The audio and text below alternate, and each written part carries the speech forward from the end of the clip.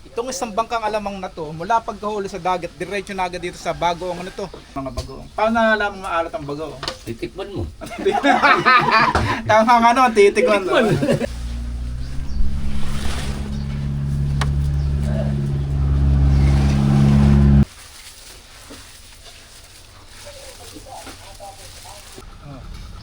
Kaya kita nyo ba tong napakaraming alamang na to? Banye-banyerang alamang.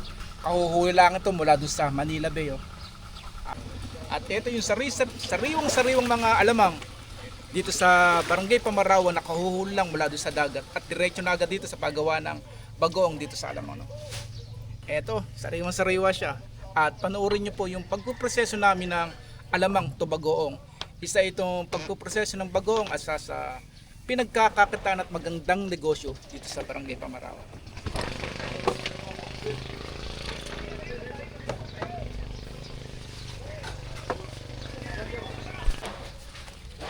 Itong mga negosyo ng pagbabagoong dito sa Pamarawan ay minana ng ating isang negosyante rito sa Pamarawan sa kanyang mga magulang. Kaya meron siya lang naging experience at na-inspire siya sa kanyang magulang sa ganitong negosyo at isa na siya sa isa pinakamatagumpay na negosyante ng pagbabagoong dito sa Pamarawan. Ito yung kanyang location. No? Naroon tayo sa Barangay Pamarawan sa Malolos, Bulacan kung saan ginagawa yung paborito mong bagoong dito sa kanilang barangay. Ayan, sariwan-sariwa ito, lalaki oh.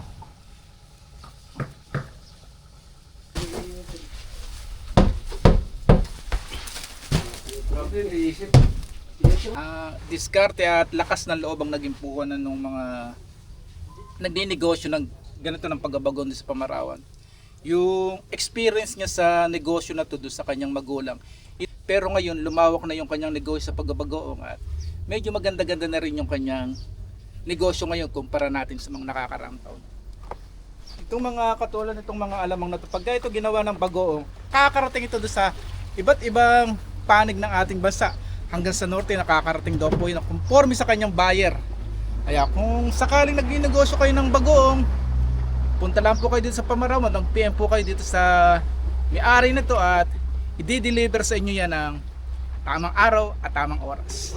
Kung dito sa bayan ng Malolos ginagawang mga bagoong itong alamang na to, doon naman sa barangay ng Tibagin sa Hagunoy, itong mga alamang na to ay binibilad at tinutuyo. At napakaganda rin pagkakitaan sa barangay ng Tibagin itong pagtutuyo ng mga alamang na to. Pero ngayon napakikita natin sa iyo kung paano pinuproseso itong mga alamang na to sa paggawa ng bagoong. Tara, panoorin niyo po kami kung paano gawing bagoong itong mga isang bangkang alamang na to dito sa barangay ng Pamarawan. Tara po. Ito yung mga haluan nila. Oh. Dito mamaya isasalin yung mga kuting mga alamang doon sa bangka at dito nila aasnan niya. Tara mamaya, pakikita muna natin yung paghahangon nila ng mga alamang doon sa bangka. Sa Facebook lang, oh, kasama natin si Jordan, isa na siyang matagal naghahalo dito sa kay Darwin. At alam na yung timpla ng bagoong kung maalat ito o hindi.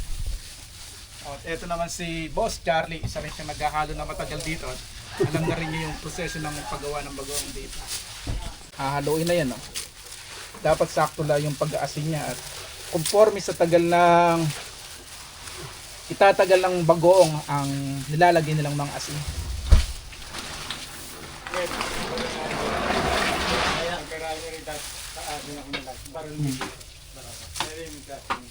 Kahit yung negosyo.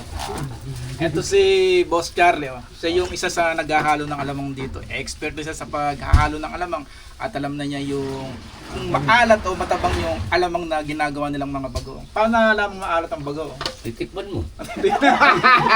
Tama nga no, titikman. Titikman. Wari hindi mo titikman. Ang sabi nila, nasa salat nung pag-aasin kung maalaman mo na maalat na yung bagoong. Pagka daw po medyo magaspang na yung salat mo, medyo makunat matigas yung alamang, maalat na po yun. Pero pagka yung malambot yung salat mo doon sa alamang, matabang pa po yun, kailangan mo lagyan ng asin. Kung nakapapansin nyo, kahit na gantong nakabunton yung asin sa ibabaw niya, sakto lang yung asin niya. Kasi marami yung alamang doon sa ilalim, kaya kailangan yung paghahalo nila na ganito ay halong-halo talaga para ma-mix yung asin at yung mga alamang.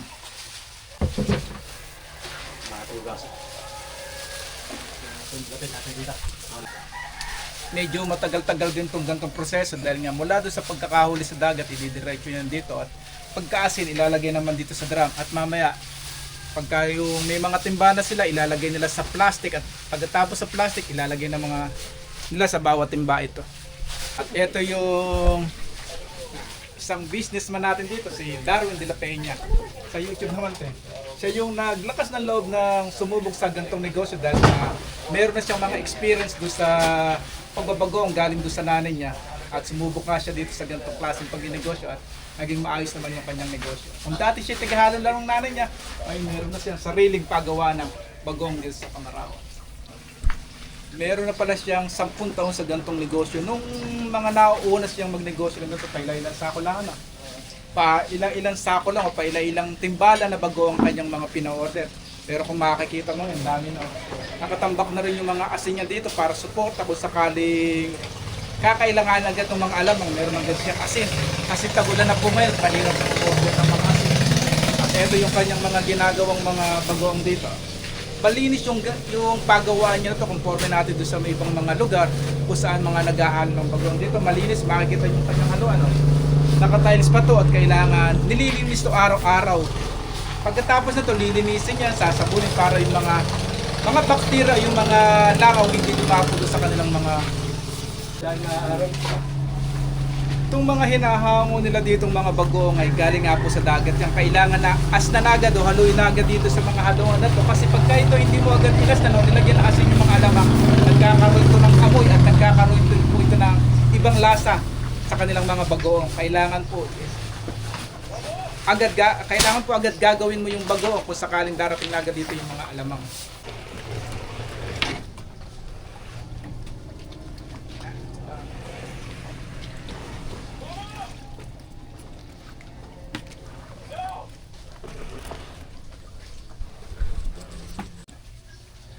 Itong mga alamang na to ay doon lahuli sa Manila Bay kasi ang Pamarawan ay malapit lang sa Manila Bay kaya napaka sariwa pa ng mga dinarating ng mga alamang dito sa Pamarawan na galing doon sa Manila Bay. Kaya yung mabibili mong alamang dito sa Pamarawan ay siguradong sariwa at timpla at sakto ang timpla ng kanilang bagoong.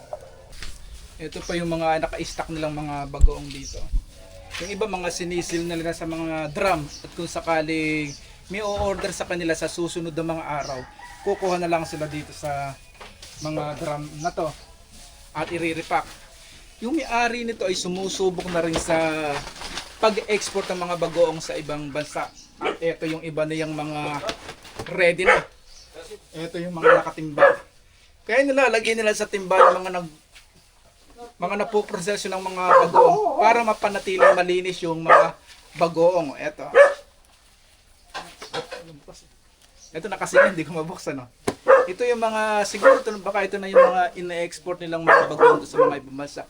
Kasi itong mga bagoong na to, isa sa mga paborito nating bagoong ng ating mga kababayan sa ibang bansa. Kaya medyo may demand din ng mga alamang at bagoong dahil marami na po tayong mga OFW na iniran sa ibang bansa na nami-miss itong mga bagoong natin dito sa Pilipinas. O eto na yung mga bagoong na naman naka-ready na for delivery. Itong mga nasa sako na to. Itong mga nasa sako na to ay medyo may kamahalan din ang kanyang isang presyo. Ang isang ganitong sako. Pagka ito daw po ay dito ka mismo direktang pupunta sa Pamarawan, mabibili mo to ng 900 per sako na ganito. Pero kung ito ay o-orderin mo at dadalhin mismo sa inyong lokasyon, ay medyo mahal na. Nagkakahalaga na po ito ng almost 1,000 pesos o more than pa. Pero pagka kukuha ka daw po, direct selling ka para maraihanan yung kukunin mga bagoong dito sa bagoong ni Darwin dito sa Pamarawan at i-deliver sa inyo, makakamura po kung maraihan ang iyong o-order.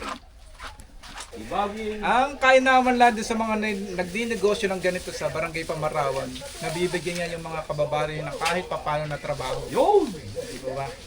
Nakakatulong na rin po siya sa kanilang mga kababaryo at kumikita pa rin po sila sa kanya ng tulad nitong dalawa na to. Itong mga dalawa na to, minsan nag-i-try pa. Pero sideline niya yung mga ganitong paghahalo ng mga alamang at pagbubuhat.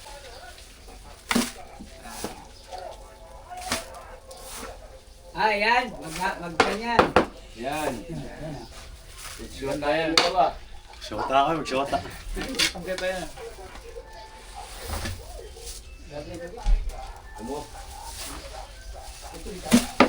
Kumuha ka! Dago! Oh! Ipad mo! Ang pangasin niya eh! Para ka naglalab ah. I-edit na lang natin.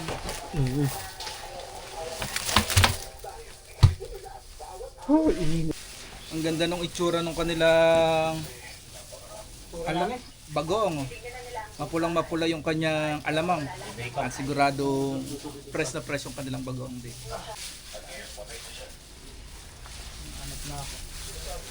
Ano na, lakad ka ko ito ulit, pag umalis ka. Hindi na rin ang tubig eh. Sali mo na. Itong may-ari nitong bagoong na to, itong nag-i-negosyo dati. Dati siya lang yung naghahalo dito. Siguro na-inspire siya dun sa kanyang nanay na nag-dinegosyo ng pagbabagoong. Ngayon ay meron na siyang sarili na gantong negosyo at medyo malayo-layo na rin yung narating na sa gantong negosyo. Oh, may sarili na nga siya. Parang mas malaki pa ngayon itong kanyang bodega o pagawa ng bagoong kukumpara natin sa kanyang nanay ngayon. Maganda rin yung sumusubo ka sa gantong negosyo. Huwag kang matatakot na sumubok sa negosyo kung may kinalaman ka doon sa ganong negosyo.